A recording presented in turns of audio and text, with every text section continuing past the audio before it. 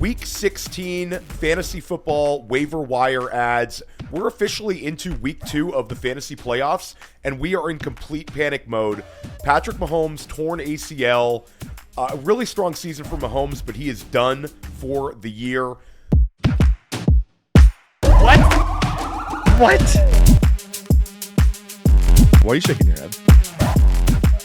You're welcome.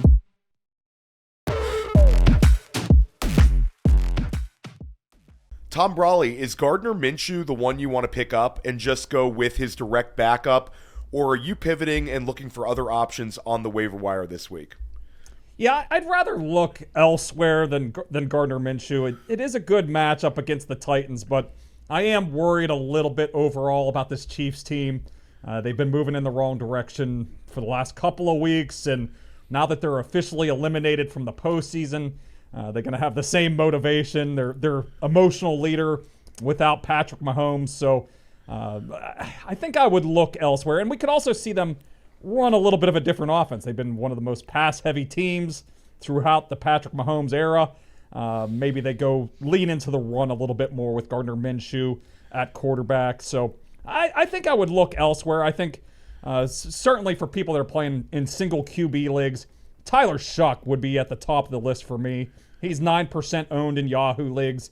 He's been playing some good football the last couple of weeks. I know the New Orleans beat writers are talking about, is he the future for the Saints here? And it's kind of gone under the radar a little bit because he's playing in that NFC South, and he's always like the 4th or 5th game on the television in that 1 p.m. or 4 p.m. windows. But he's put up some major production the last couple of weeks. This one's kind of gross. J.J. McCarthy, guy that might have been dropped a bunch over the last couple of weeks. He's put together back-to-back games with 3 touchdowns. Ran one in against the Cowboys. He has matchups against the Giants and the Lions, 2 of the friendliest matchups for quarterbacks in the last 2 weeks of the season here. And, maybe Marcus Mariota as well, 10% owned in Yahoo leagues. We'll see if he gets another start. He's been able to put up serviceable production. He's not going to kill you. He's going to run a little bit. He'll get you 20 to 30 rushing yards, give you a nice floor. We'll see if Jaden Daniels is able to make it back, but he does have the Eagles this week, which isn't the easiest matchup, but he does have that Cowboys matchup in Week 17. So those are 3 of the guys that I would kind of look at that are like less than 10% owned or may have been dropped in your league with J.J. McCarthy. And Joe, we love that Tyler Shough schedule that's coming up. Not only has he provided like fantasy utility over the last few weeks, but it doesn't get much better when you're looking at Week 16, Week 17. McCarthy pretty close, though. Which way would you be leaning? I know Tom mentioned a number of quarterbacks. If you had to sort of pick 1 or 2 out of that group, who would you focus on? Number 1 would be Shough. Tom has the guy. The Jets and the Titans coming up. I want nothing to do with Minshew. Over the last 5 weeks, by the way, Patrick Mahomes is the number 17 quarterback in fantasy points per game. How am I supposed to extrapolate that into anything positive for Gardner Minshew? That's a completely broken offense with a broken offensive line and no run game. So I want nothing to do with Gardner Minshew. But another name I want to bring up is Kirk Coupons, yeah. Kirk Cousins. He threw for 373 and 3 touchdowns against the Buccaneers. The Buccaneers hate seeing Kirk Cousins coming up on the schedule. Now, Drake London, I want to see if he gets back. The Falcons might just shut him down at this point. But over the next 2 weeks, Kirk Cousins has beatable matchups. Arizona and the Rams. The Rams, obviously have struggled in the secondary. I don't love that one for Kirk Cousins, but if you need him this week, Arizona is a solid matchup here for Kirk Cousins. So he's another name I'd throw on there, and I'd probably put him number 2 for this week at least after Tyler Shough. I think the Eagles' defensive performance against the Bears seems to be an outlier at this point. They just held the Raiders to 75 yards. I don't think that's a really good matchup for Marcus Mariota this coming week.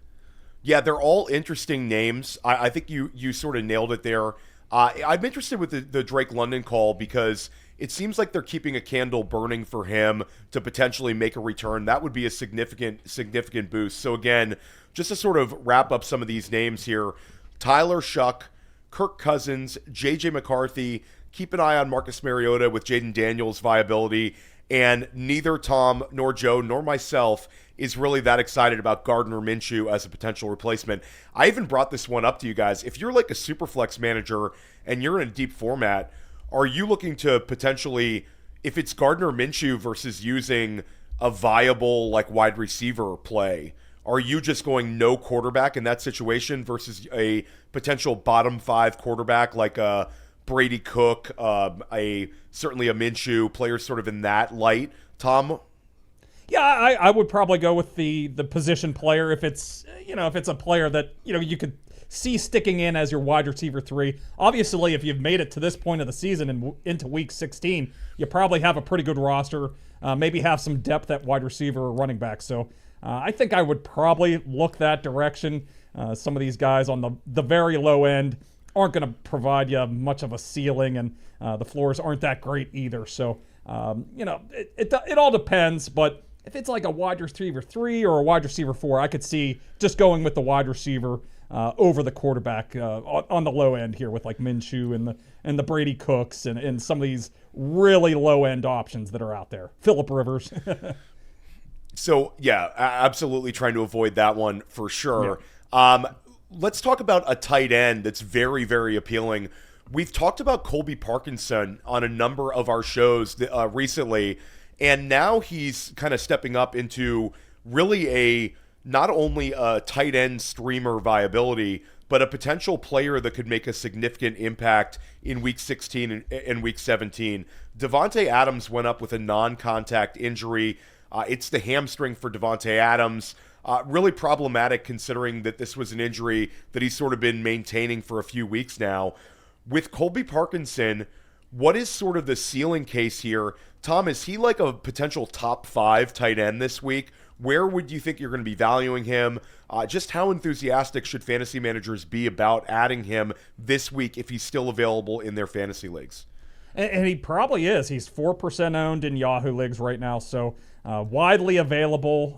I know some people picked him up and played him this past week, and they're probably pretty happy, and they're going to continue to roll with him. But this Adams injury, I would not be surprised if he doesn't play again in the regular season. They kind of hold him out toward the until the postseason. We've seen him kind of sitting out some practices here the last couple of weeks. So I think he could be. We got to watch Tyler Higbee. He is eligible to come off the IR this week, but it is a Thursday night game. I have a tough time seeing him getting ready to play for Thursday night. So I think we get at least one more game with Parkinson, definitely the lead tight end.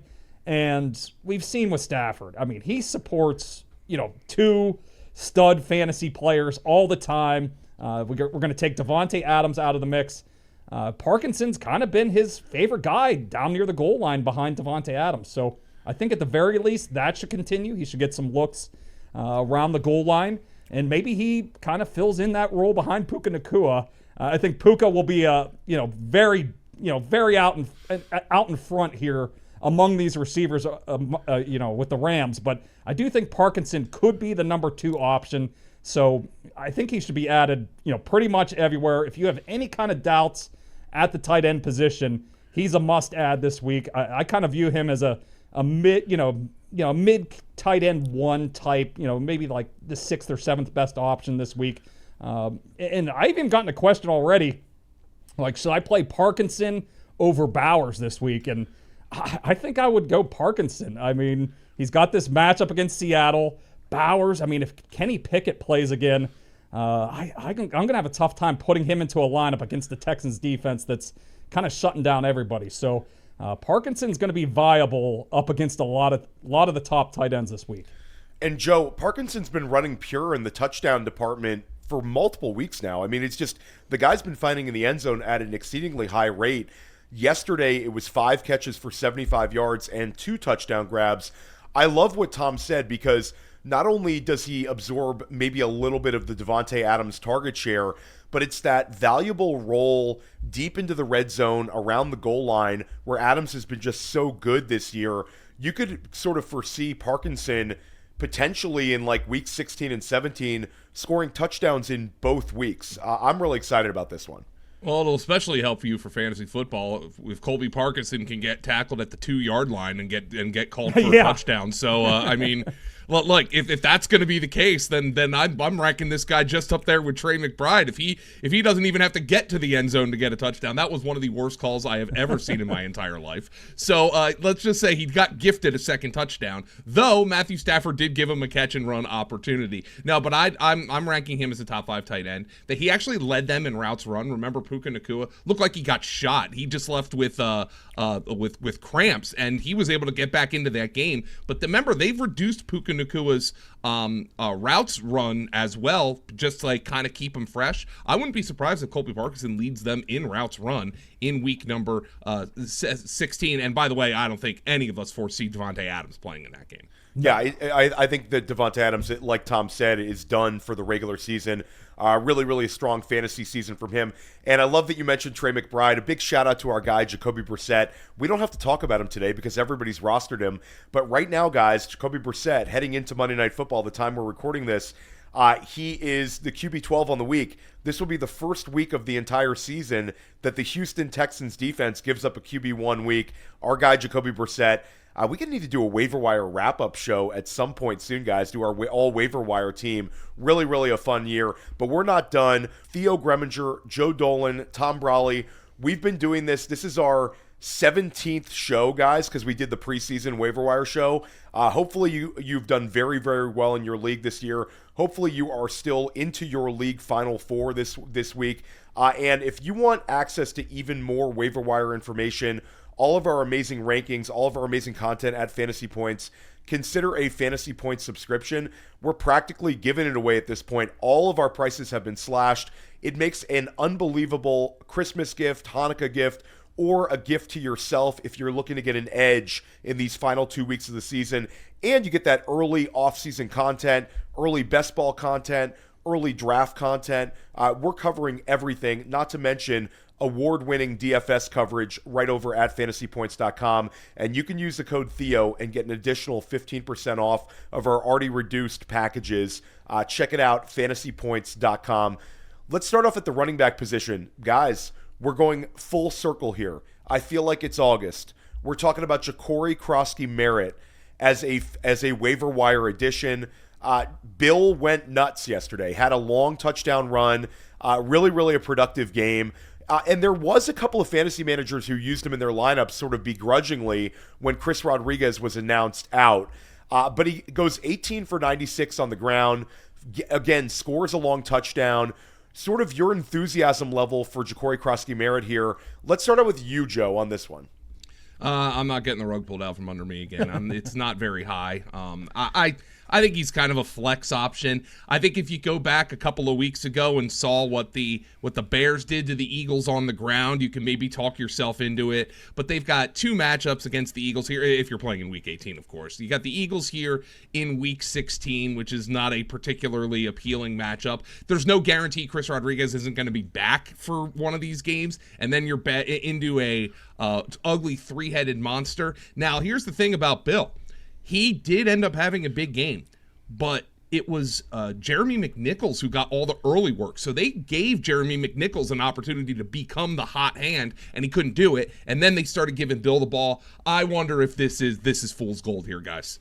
I'm with you. I'm a little bit worried here. And we could still get Chris Rodriguez back. He was very close to playing. It was right up until inactives had to be announced where we found out that he couldn't play. So I would think as long as he didn't have a setback on right before game day, I would think that he probably gets back to practice and is back in the mix. And we did see this backfield start to tilt towards Chris Rodriguez before his injury that forced him to miss this past week. So the only way I'd want to use Jacory Croskey-Merritt is if we definitely know that Rodriguez isn't going to play.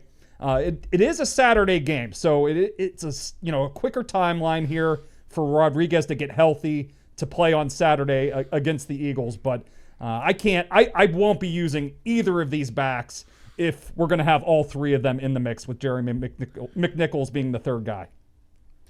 So we also had another injury with Woody Marks injuring his ankle. Now, there's been some positivity here saying Woody Marks could have came back in the game. Of course, this was a blowout win for Houston. They win 40-20 over the Arizona Cardinals.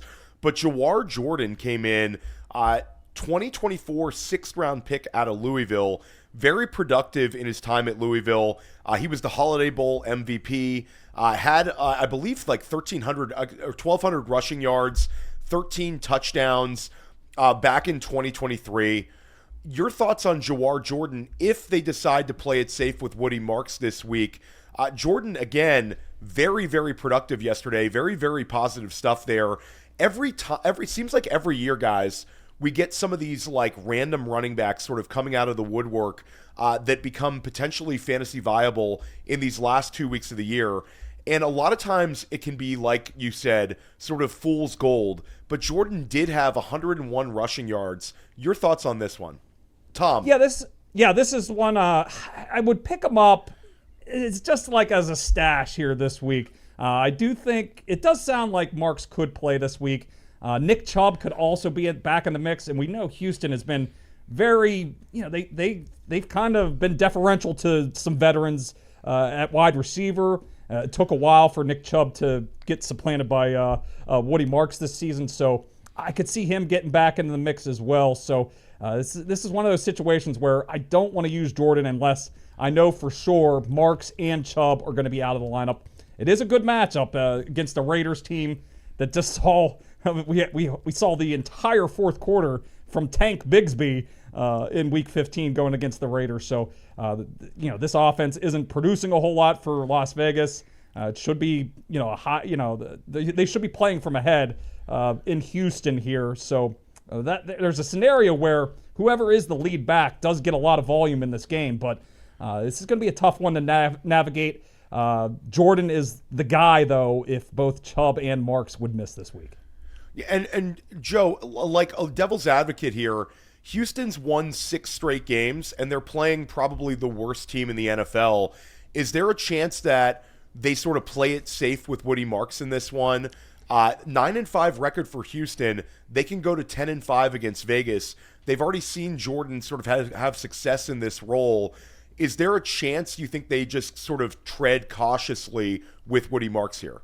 Yeah, I think there really is a chance that they sit down Woody Marks and get him fresh for the playoffs. And it's good for Jordan that they're going to be heavy favorites against the Raiders. But I do want to point out that they trust Dare Ogunbowale on third down and passing downs. And if somehow Vegas is competitive in this game, maybe they trust Ogunbowale down by the goal line as well, there is a chance that Jawhar Jordan just gets kind of all the empty calorie touches, and Dare Ogunbowale is actually the guy who outscores him. The fact that it's a good matchup with the Raiders gives me a little bit more confidence in Jordan, but we can never forget about these veteran third down kind of pass protection running backs that coaches love in these situations.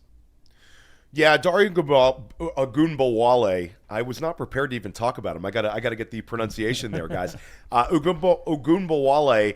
He's had a lot more experience in the system here. I sort of had a couple of random fantasy performances over the years. Jordan's got the juice, though. I think the way that I would handle this is if I have Woody Marks, I'm going to prioritize adding Jordan here on the waiver wire. I think if you're not necessarily a Woody Marks manager and you're looking for a little bit more of a plug-and-play, very low-end RB2 or flex play, I might look at Michael Carter this week. Carter's had several weeks of fantasy viability this season, guys. Now we have a Bam Knight injury, and Carter brings it to the table sort of this two-way ability. 19 touches, 94 total yards. He had 4 catches. So after Trey McBride, after Michael Wilson, he was the third leading receiver for Arizona. And the matchups for Arizona, it's this week against Atlanta and then week 17 against the Bengals. Again, we mentioned Jacoby Brissett sort of out of muscle memory at this point because we talked about him for so many weeks here. But Michael Carter could be a sneaky pickup. Tom, your thoughts on him? Yeah, he would be my favorite pickup of the week here. It does seem like Bam Knight could miss at least this week. It's not as severe as it looked. He had to get carted off the field there, but it does sound like there is a potential that he could come back at some point. But at the very least, it seems like Carter could be the guy this week. And He got most of the work here, 67% carry share, 63% route share from our fantasy points data. So those are very strong marks here. And as you said, against the Falcons and the Bengals, two really good matchups. We would expect Arizona to continue to be one of the pass-heaviest teams. Michael Carter is proficient in the passing game, so he can get you 2 to 4 receptions and get you some yards here this week. So he's not one of these guys that's going to blow up and probably get you 25 fantasy points, but I think his receiving production builds in a pretty nice floor, and he could always find a touchdown. It didn't seem like DeMercado had much of a role here this past week, so Carter would be my favorite pickup this week if I was looking to plug somebody in as a low-end RB2 flex guy with Bam Knight likely to miss this week. Yeah, I saw some speculative DeMercado pickups before the week this week, sort of with him coming back, and it was nothing. It was a complete domination from Carter with the touches there. I think Carter's in a really, really good spot. I completely agree with Tom. How about New Orleans, Joe? How are you handling the Devin Neal injury? We already lost Kamara. Now we're losing Devin Neal. Is this Audric Estime time? Who, they're like, just to kind of back it up, Audric Estime was a player that a lot of us were really excited about heading into the NFL draft. Had just an unbelievably productive career at Notre Dame.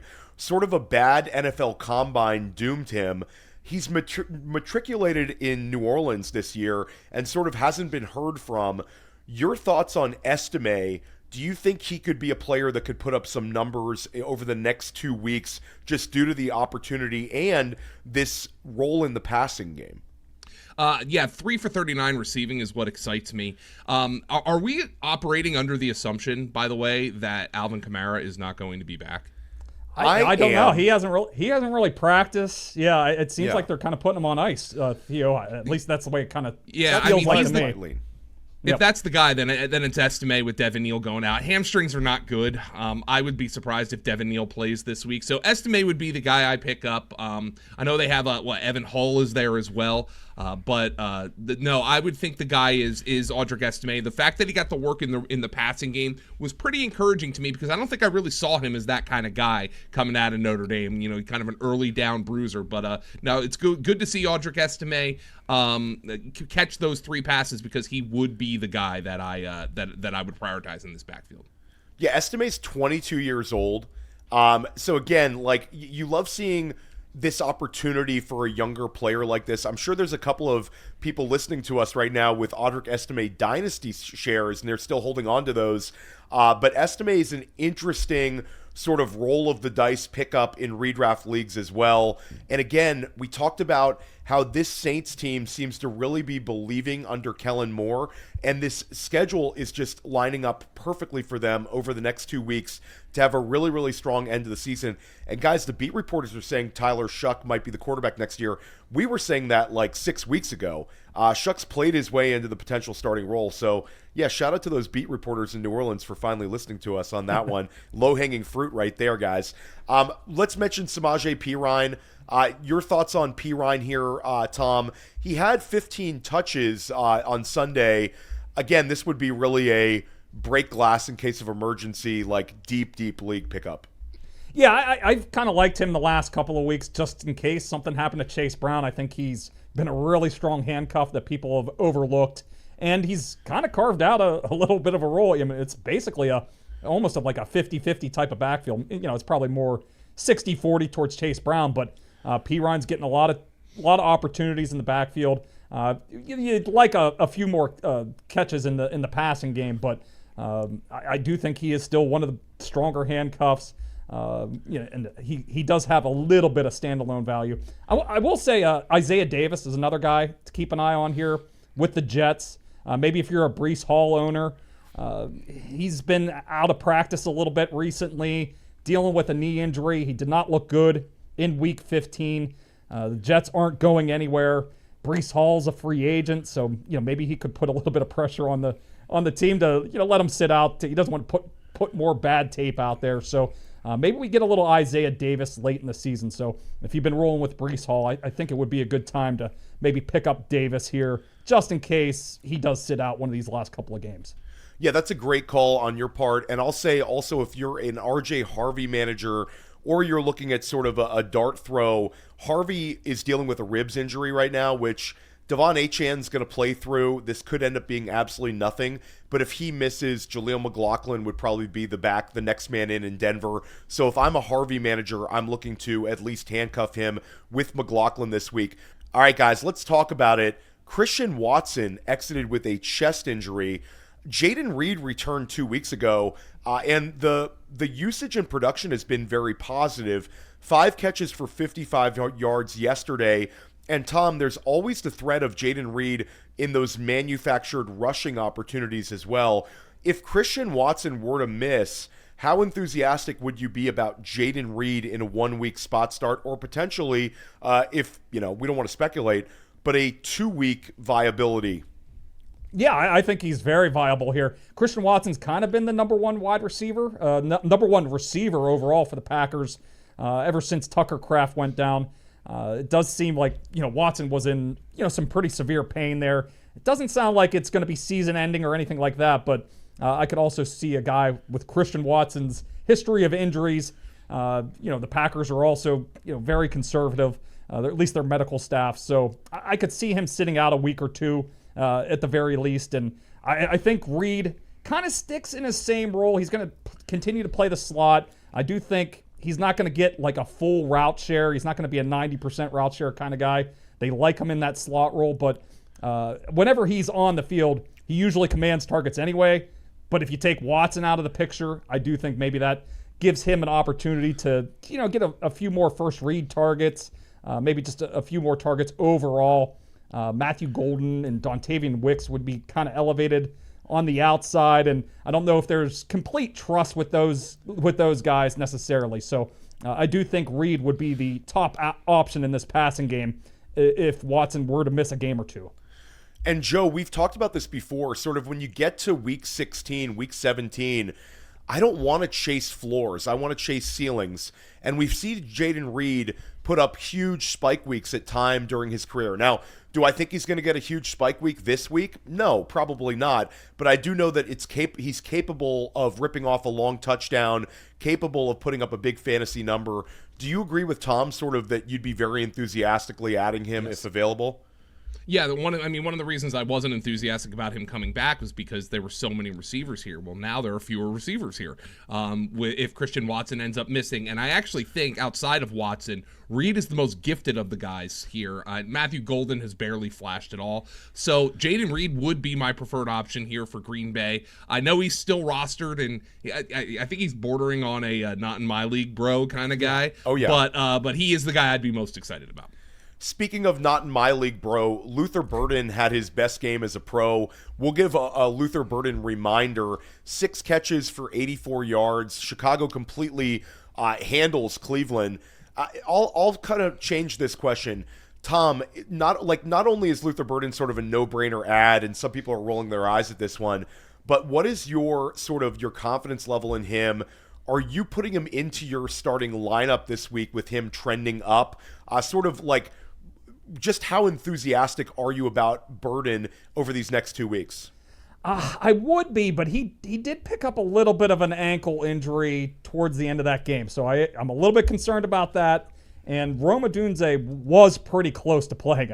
He was actually active, and we found out basically like 5 or 10 minutes before the 1 p.m. kickoffs that he kind of aggravated that fracture in his foot, and they decided to hold him out. So I think it kind of depends on if Burden is able to get through a couple of practices this week through that ankle injury, and if Rome Odunze misses again. If we do have a situation where Odunze does play, my motivation to play Burden is certainly dialed down a little bit. But if we get Odunze out again and Burden's even remotely healthy here, he's a wide receiver 3 for me. And we kind of saw it this past week. He put up some strong numbers, even though he did have that little bit of an ankle injury late in the game. So he's in the lineup for me for sure if Odunze is out again. Yeah, and guys, did you see some of these people on X saying that the commissioners should come in and allow people to sort of change up the Rome Odunze in their lineup thing? Because Honestly, people are losing it here. Like, your thoughts on that one, Joe? How crazy are people getting in the year of 2025, almost 2026, that they want commissioners to sort of change things up in the fantasy playoffs? Yeah, I mean, that's a really tough situation. I mean, the news was out there. I'll be fully honest. I was preparing for SiriusXM Fantasy Football Game Day, and I missed it. Now, I didn't have Odunze in any lineup, but maybe I'm the wrong guy to talk to because I have so many damn teams that I have to manage and so many that ended up being dead. I forgot to take T. Higgins out of the lineup this week, so maybe I'm the wrong guy to ask about this. I did not beg for him to be replaced in that lineup, by the way, because that would not have been very fair. But nonetheless, I think it's a you snooze, you lose kind of situation, and that's the risk you run in these games and playing these games. Yeah, and commissioners, if you wouldn't have done it in week 1, you can't do it in week 15. Just bottom line, cutthroat. Everybody needs to be sort of either paying attention or don't play a guy that's been banged up significantly for like multiple weeks here. Tom, let's talk about Adonai Mitchell. Another strong game from him. Again, this might be a not in my league bro guy, but I think a lot of people might have cut bait on Jets players. Adonai had a really, really strong performance again from a bottom line. 6 catches, 58 yards, but he did have a touchdown. Sort of looks like the wide receiver you'd want to use from this team. Your thoughts on Adonai? This is just a really bad offense, but Adonai looks like a player that at least is going to have a role over the next 2 weeks. Yeah, he's put up a couple of monster games in 2 of his last 3 games. So the only one that was a dud was Tyrod leaves early. A rookie, undrafted guy, Brady Cook, kind of gets thrown in the lineup, and the offense had no hope here. So Mitchell was heavily involved this past week with Cook having a full week of practice, able to get a game plan for him. So I would feel much more confident about him now. I would love to see Tyrod back this week. He is dealing with a groin injury. But if it is Brady Cook again, I could see using Adonai Mitchell as a flex guy. We've seen him post these monster games in 2 of his last 3. So if you need a little bit of upside in that flex spot, maybe you're a little bit of an underdog this week. You're going up against some studs. Maybe Mitchell is a guy that can give you a little bit of that higher ceiling. He could disappoint you. We are talking about a pretty bad Jets offense, but we also have a unique situation in week 16 and week 17 as well. We're starting to have some of these Saturday games. So we're going to have a little bit, more data points before we have to set lineups on Sunday. So like this past week, we knew that Kyle Pitts went off. So you might have a better idea if you're a major favorite or a major underdog. So a guy like Mitchell, I can see throwing into lineups where I feel like I need some upside, and he could potentially do it here, as we've seen 2 out of the last 3 games. Joe Dolan, any interest in Darius Slayton? Coming out of the Giants bye week, Darius Slayton had 10 targets. Again, 4 catches for 53 yards, but tied Wan'Dale Robinson with the most targets on the New York Giants this week. The schedule for the Giants is somewhat positive here. They've got the Vegas Raiders matchup. They've got Minnesota. And again, Jackson Dart fully healthy here. Well, we think he's going to be fully healthy. We'll we'll say that he's somewhat healthy. So your enthusiasm level for potentially a dart throw at Darius Slayton? I see what you did there. Actually, I'd be much more enthusiastic if it was a Winston throw at Darius Slayton. So let's see. Look, if Jackson Dart's going to continue to dive headfirst into a brick wall, pull a Gus Farad every week, then I'd be much more excited about Darius Slayton. But I mean, he's a viable option because at the very least, Jackson Dart does uncork the ball, not to the level Jameis does, but he does uncork the ball, and I'm okay with Darius Slayton at this point. If you need him, there's some other guys I'm more excited about. I'm probably more excited about A.D. Mitchell. Certainly more excited about Jaden Reed, but he's a viable lower end option. And then, Tom, this is the 2nd consecutive week we've seen Jalen Coker sort of pace the Carolina wide receivers here. Your thoughts on Coker? 4 catches for 60 yards. Disappointing loss for the Panthers here. But Coker, again, healthy and sort of trending well. Yeah, he's been, obviously had that very slow start to the season. Missed, I believe, the first 6 games. And even when he came back into the lineup, it was kind of slow going. But he's kind of elevated himself into that number 2 receiver role. Liggett, he has like a good game once a month and kind of disappears. And We love Tet McMillan, but he's also kind of been a little bit quiet here over the last month or two, and I think some of it has to do with Jalen Coker kind of emerging here as a strong second option. So if you need a little bit of a floor, he's been able to stack together a bunch of games here with 3+ receptions. So he does that, and he's also shown a little bit of an upside here. He scored a touchdown this past week. So they get this Tampa Bay matchup, which has not been scary. We just saw Kirk Cousins shred them with Kyle Pitts and a bunch of David Sills and a bunch of backups this past week. So I could see the Panthers having some success through the air here, and maybe Jalen Coker is the guy that has some of that success.